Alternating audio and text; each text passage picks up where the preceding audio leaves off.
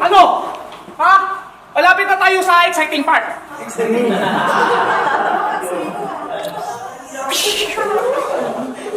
Franz Aris versus Rizal. Pustahan na naman, pustahan na naman.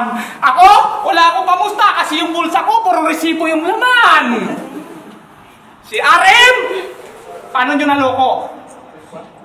Yung pira sa talimbara, pinang yung nidilubyo. Kaya kumuha ng batilim, sinamukha ko lang ligo, walang sipilyo. Yung ganyang galawan, puro lang kabubuhan. Dahil ang maging dayo, kasalabanan yun yung ugat ng dayaan. Yung talimbara, walang pira, kaya di kayang bumili ng buto. Yung may-ari, mukhang may kanser, yung mga hurato, mga tarantato. Talimbara! Kaya na mismo yung gumawa ng sarili yung lapida. Tama naman yung sinabi ni Dilubyo kanina, kaso hindi lang pumunta.